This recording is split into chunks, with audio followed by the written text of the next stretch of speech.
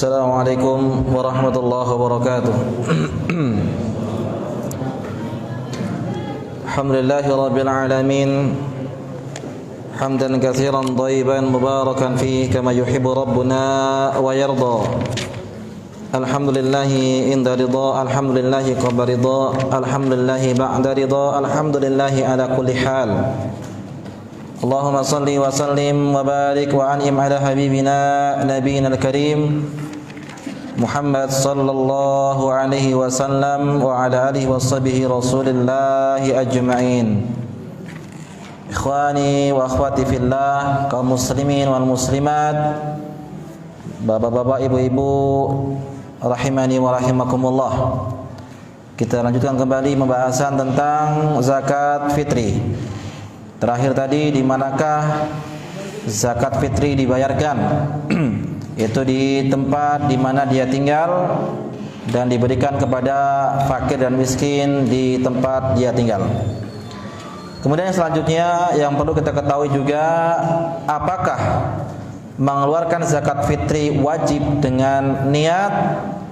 Ya, maka jawabannya berniat itu merupakan perkara kewajiban. Ya, setiap amal itu harus didahului dengan niat. Bahkan tidak sah kalau seorang itu beramal tanpa niat. Salat kalau enggak ada niat enggak sah salatnya. Puasa juga demikian, kalau enggak niat enggak sah puasanya. Sama dengan zakat fitri, kalau enggak berniat maka juga tidak sah zakat fitrinya.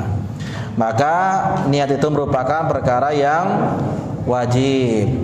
Tetapi tidak perlu dilafalkan niat tersebut. Ya. Oleh karenanya melafalkan niat termasuk perbuatan yang keluar dari ajaran Rasulullah sallallahu alaihi wasallam. Ya, karena telah jelas memang dalilnya niat itu ada hadis yang sahih diriwayatkan Imam Al-Bukhari dan Muslim dari Umar bin Khattab. Bahkan disebutkan hadis pertama dalam kitab Arba'in An-Nawawi. Hadis pertama dalam kitab Sahih Bukhari dan Muslim. Hadis pertama di kitab yang lainnya, para ulama banyak meriwayatkan atau menyantumkan hadis tersebut di awal bab. Karena itu pentingnya niat dan wajibnya akan niat. Imam An-Nawawi rahimahullahu ta'ala mengatakan la yasihu ada az-zakat illa binniyati fil jumlati wa hadha la khilafa indana. Maka tidak sah bila seorang itu mengeluarkan zakat tanpa didasari dengan niat. Artinya saya berniat dalam hati saya itu ingin mengeluarkan zakat. Ya. Namun pertanyaannya selanjutnya, apakah ada lafal-lafalnya? Apakah harus dengan ijab dan qabul, serah terima, menyerahkan kepada panitia zakat dengan salaman, kemudian memegang beras sambil mengucapkan bacaan-bacaan tertentu? Maka perhatikan di sini, kaum muslimin wal muslimat, Bapak Ibu sekalian rahimani wa rahimakumullah, zakat adalah sedekah yang wajib bagi setiap muslim. Ya, timbangannya dalam pahala itu bernilai sedekah. Maka setiap sedekah tidak diwajibkan adanya lafaz ijab dan qabul. Seperti antum ya mau bersedekah memberikan uang kepada fakir dan miskin, tak perlu mengucapkan saya berikan uang ini sekian lalu penerimanya mengatakan saya terima sekian dari Anda, tidak perlu. Ya.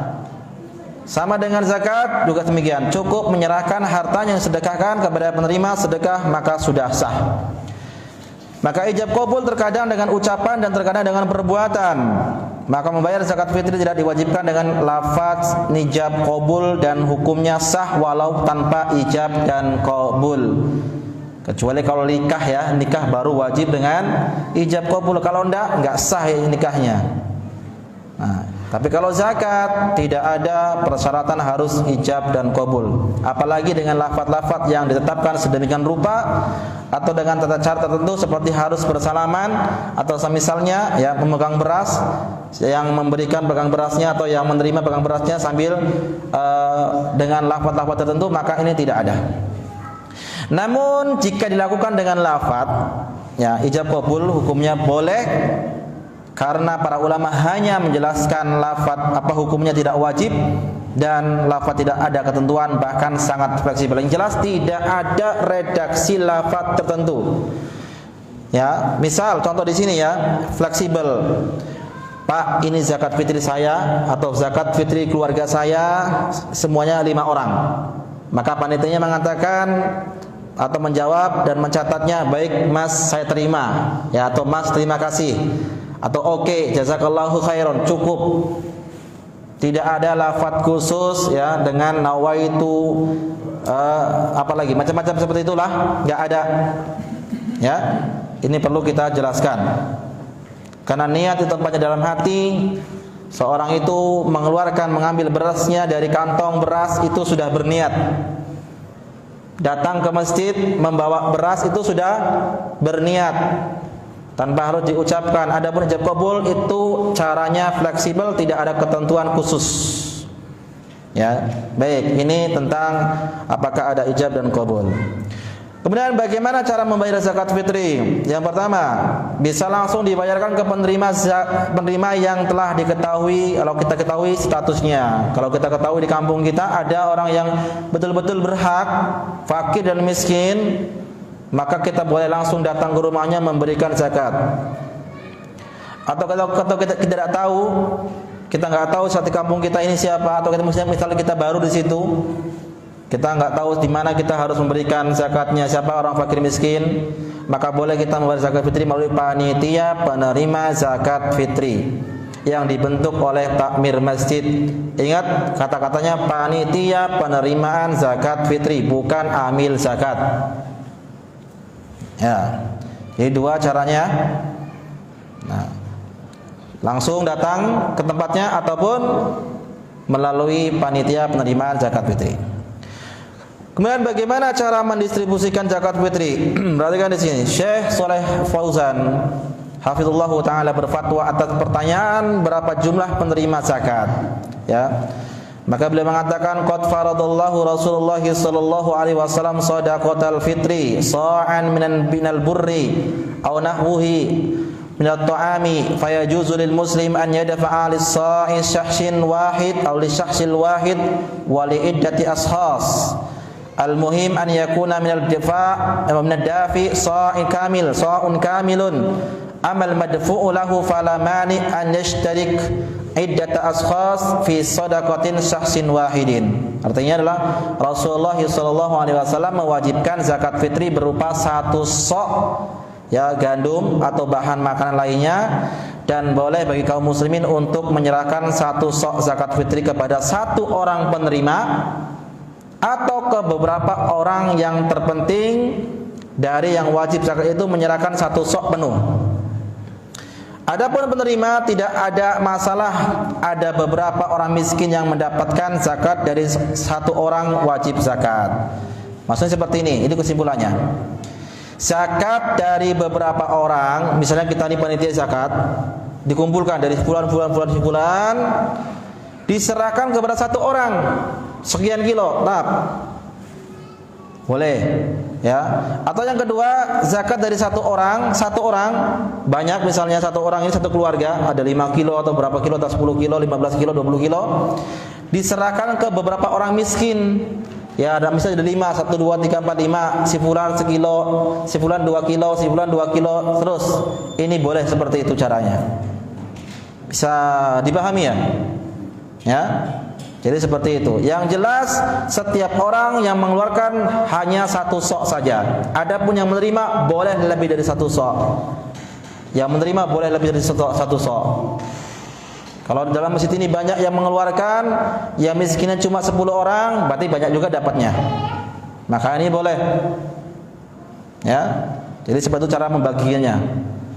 Bisa dipraktikkan nanti insyaallah.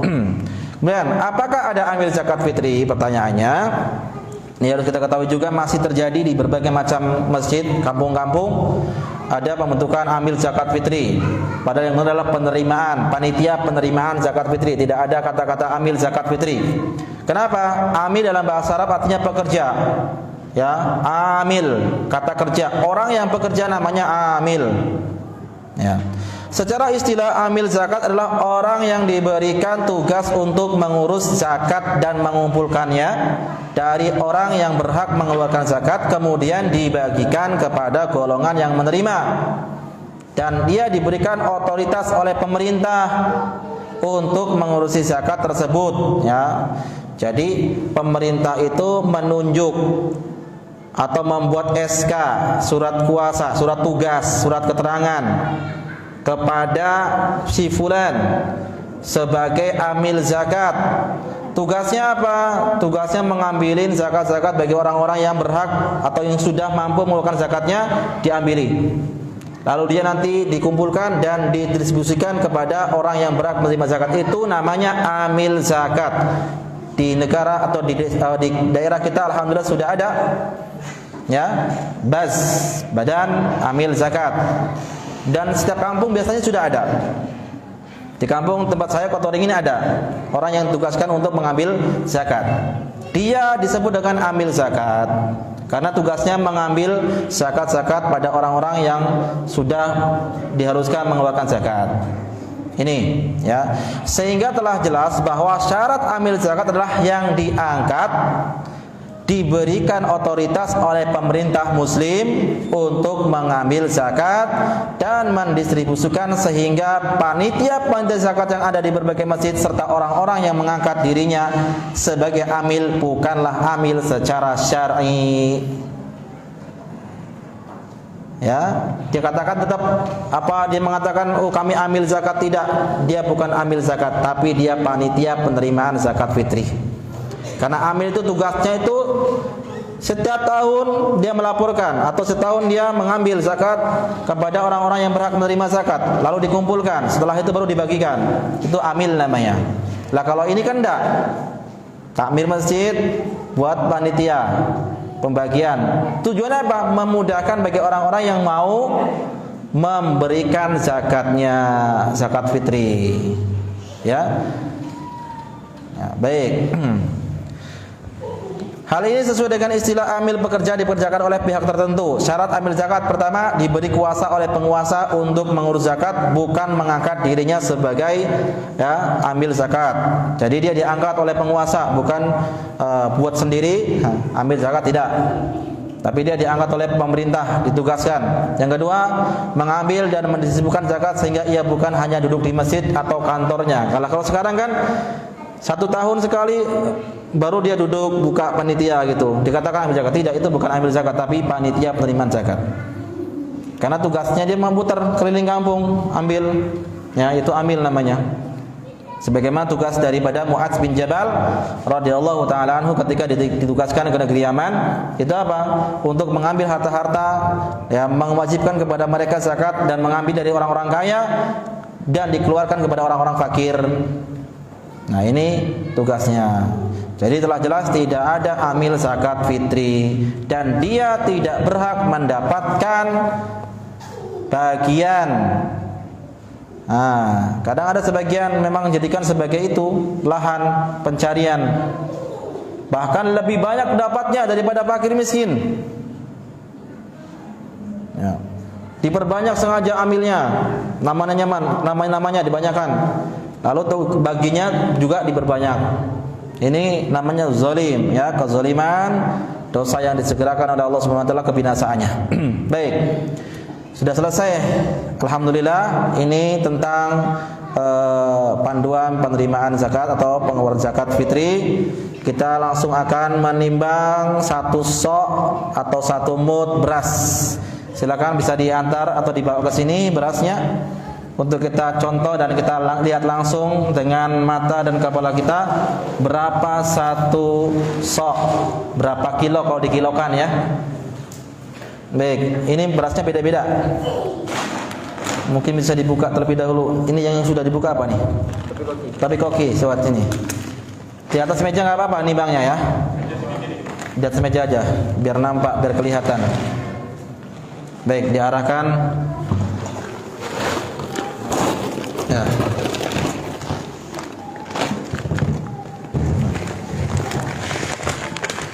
Ini topi koki.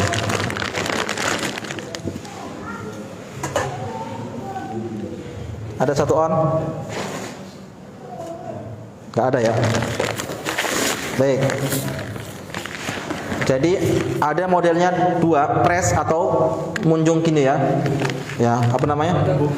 Munggung ya. Kita diapakan aja? Penuhkan ya. Ya, sampai penuh. Baik. Bismillah. Memang paling bagusnya pakai timbangan digital ya. Jadi nampak. Kalau ini berapa? 7, sekian. 7 on lebih. Sama seperti tadi, yaitu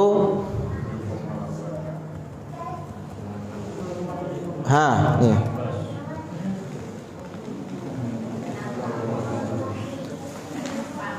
Ya, 0,772. Ini 7 on 12 mata. Iya. Berapa hitungnya ini? Hampir ke 8 ya? 7,8 on. Ini beras topi koki yang munjung. Kita katakan 7 sekian lah, 7 on sekian. Jadi bukan setengah ya.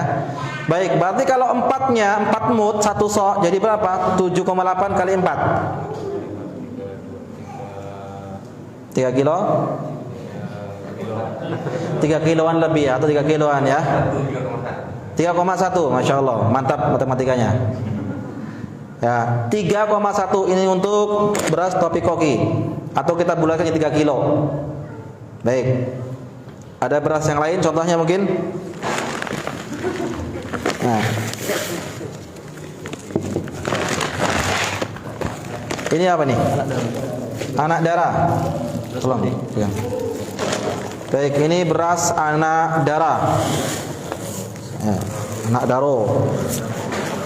Berasnya kecil-kecil.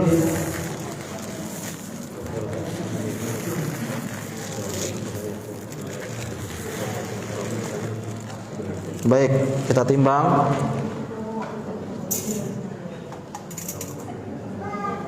Wah, kalau ini 8 on. Berarti kalau anak darah 1 soknya berapa? 8 kali 4? 3,2 on. Kalau anak darah ya, untuk 1 soknya. Jadi setiap orang mengeluarkan 3,2. Tapi kalau tadi topi koki 1 orangnya 3,1 atau 3 kilo ya. Baik. Ada contoh beras lain?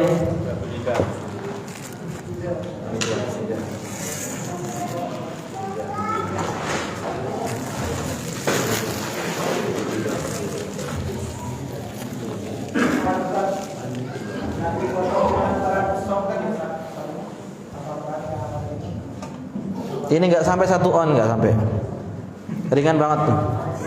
Ya, ringan kali. Nggak sampai 1 on. Itu tadi kan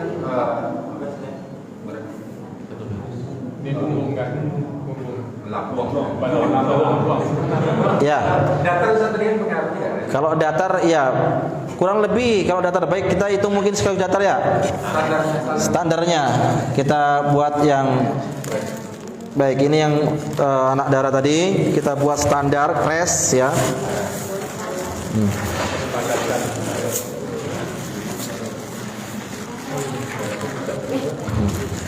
Baik, press ini ya. Bismillah. 7,5 on. Kali dengan 4 3 kilo. 3 kilo kalau dia posisi press untuk anak darah. Ya. Kalau tadi topi koki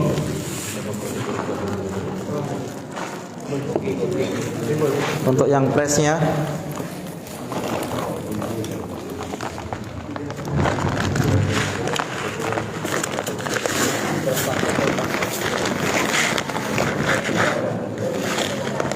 Baik, ini hitungan presnya ya. Pas 7 on. Berarti 7 kali. Nah, dia beda nanti antara diginikan dengan dituang. Beda isinya. Diginikan sama dituang beda. Dia lebih padat isi kalau diserokkan ini daripada dituang. Iya, berarti bagusnya diginikan ya, diserok gitu ya, daripada dituang gitu ya. Ya karena memang mutu kan serok gini. 2 tangan orang dewasa diserok. Nah, jadi untuk yang press yang untuk beras topi koki itu 7 on. Jadi 7 kali 4 berapa? 2,8. Bagi bukan 2,5. Bukan 2,5 kilo. Yang mayoritas sebagian kita mengeluarkan 2,5 atau 2,5 kilo per orang. Padahal press saja pun 2,8. Ya. Ini kalau beras topi koki. Ada macam beras yang lain? Mungkin ada beras paket. Nah.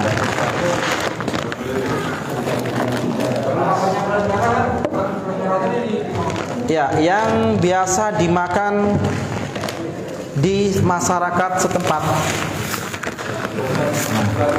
Ya. Baik, beras belida. Kita ambil yang muncung dulu ya. Munggung. Nah. Bismillah. Sama dengan beras anak darah 8 on. Ya. 8 on berarti 3,2 ya, 3 kilo 2 on untuk per orang. Kalau 5 keluarga, 5 orang anak atau 5 anggota, berarti kalikan saja 5. Ya. Baik, sekarang kita cari yang pressnya.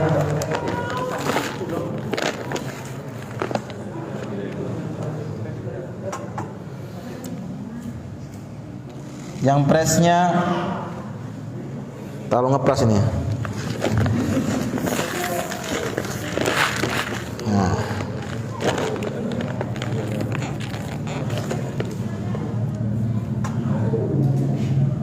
Tujuh on. Ya. 7 on. Berarti 28. Sama dengan beras topi koki tadi ya. Anak darah ya. Baik. Jelas sudah ya. Berarti tidak ada yang 2,5. Rata-rata 28 ya, itu paling minim 28. Antum misalnya kalau mau lebih banyak lagi digenapkan 3 kilo itu sudah cukup. Sisanya anggapnya sebagai sedekah biasa, bukan zakat fitri. Wallahu taala a'lam bishawab. Sampai di sini mungkin pertanyaan? Ya, silakan. Tadi masalah penerima Islam. Jadi sekarang dari yang pakai dan standarnya apa? Atau yang terdaftar di desa atau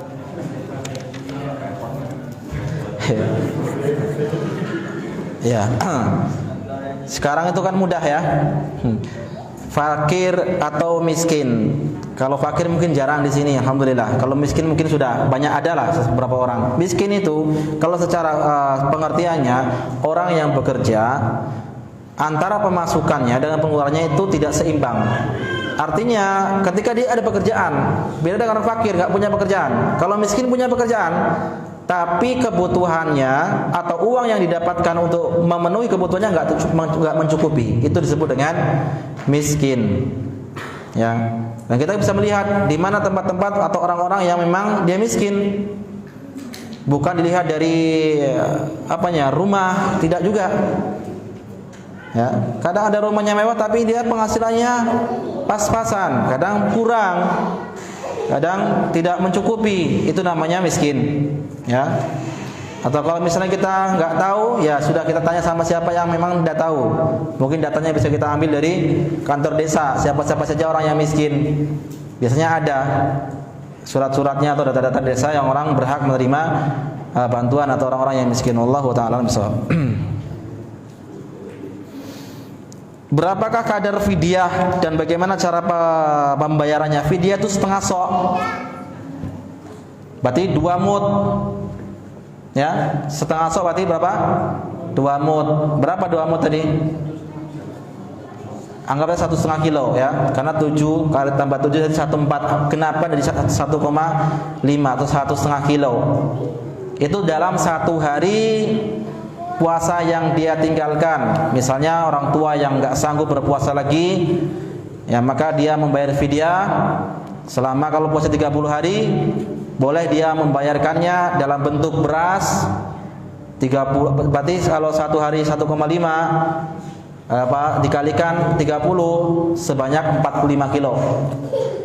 45 kilo dikasihkan, boleh penerimanya kepada beberapa orang fakir ataupun miskin, boleh kepada satu orang penerima.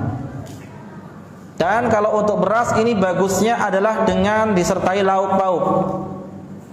Karena dalam Al-Quran itu fafidyatu ta'amu miskin, makanan. Kalau beras kan nggak bisa langsung dimakan. Ya, ini bagusnya. Tapi kalau sudah beras saja cukup, insya Allah sudah bisa memberi fidyah. Ada yang kedua, itu bisa dengan makanan. Satu makanan lauk pauk, itu ada nasi, ada lauknya. Atau kita beli nasi ya, nasi bungkus, nasi padang, berikan kepada 30 atau satu orang, tapi dalam saat 30 hari. Ya, satu orang miskin kita kasih setiap harinya 1 sampai 30 hari, atau kita undang miskin sebanyak 30 lalu kita beri makan dengan nasi tersebut. Itu dia sebagaimana dilakukan oleh Anas bin Malik radhiyallahu anhu ketika beliau sudah tua, tidak sanggup berpuasa lagi. Siapa-siapa saja yang bisa membayar fidyah? Ini banyak ini ya. Pertama, orang yang sakit, tidak sanggup lagi, sakit yang tidak ada harapan untuk sembuh. Yang kedua, ada orang tua yang sudah pikun, yang memang dia tidak sanggup berpuasa. Yang ketiga adalah ibu-ibu hamil dan menyusui, yang dia memang biasanya ibu hamil seperti ini. Hari ini dia hamil, tahun depan dia masih menyusui, ya. Kemudian tahun depan lagi dia hamil lagi, tahun depannya lagi menyusui lagi. Maka orang seperti ini seperti orang yang sakit, tidak ada keharapan untuk sembuh. Dia diwajibkan atau diperbolehkan untuk membayar fidyah, ya, setengah sok, seperti itu. Wallahu ta'ala bishawab. Coba ada lain? Sudah ya? Selain dari itu tidak ada saja, seperti kalau perempuan itu nifas gitu. Kalau nifas sama dengan hukum haid, ya. Kalau haid itu maka dia mengganti, ya, mengganti puasa di lain hari.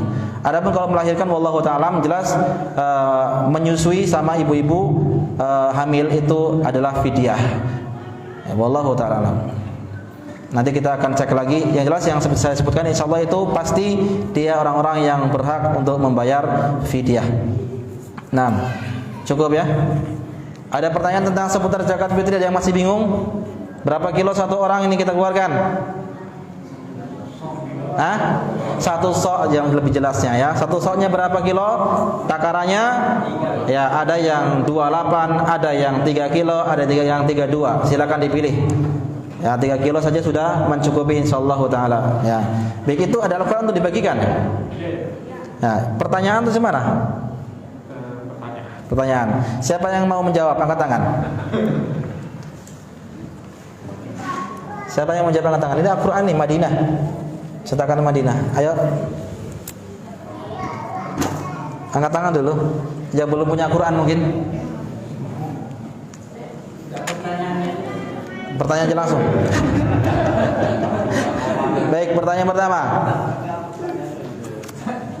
Kapan waktu diperbolehkan untuk membayar zakat fitri? Sana dulu. Kapan?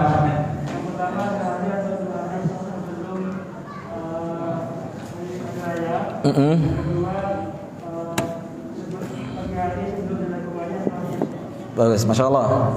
Hud, ambil. Yang selanjutnya. Ya. Sebutkan syarat wajib zakat fitri. Ya. Pertama, laki-laki, perempuan, anak-anak, hamba sahaya. Terus apa lagi? Muslim. Kalau kafir nggak boleh ya, nggak berhak ya. Terus, ada lagi yang kurang. Telah tiba saatnya untuk dikeluarkan, waktunya sudah masuk. Terus, satu lagi, ini yang penting juga ini. Kalau dia hamba sahaya, oke, laki-laki, perempuan muslim juga sudah masuk waktu mengeluarkannya. Satu lagi yang perlu, yang penting ini. Ini 2 orang yang menjawab ini ya. Mana nih? Ya, memiliki sisa makanan seberat atau berapa? Sekitar 1 sa ya, 2,7 atau 2 atau berapa ya. Baik, silakan Pak. Diambil. Ya. Enggak bisa dibagi-bagi Al-Qur'an. Ya, baik, satu lagi. Pertanyaannya ya.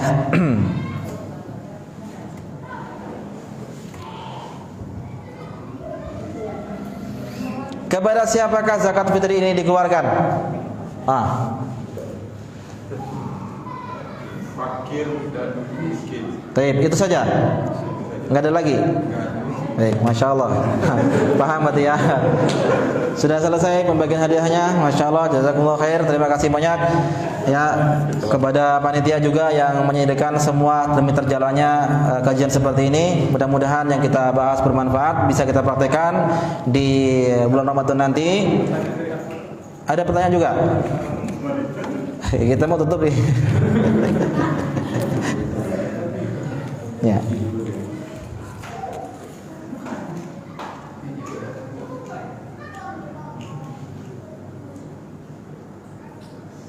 Baik, pertanyaannya, jika seandainya seorang berpuasa sampai pada akhir Ramadan dan qadarullah di malam hari raya meninggal, apakah wajib mengeluarkan zakat atasnya?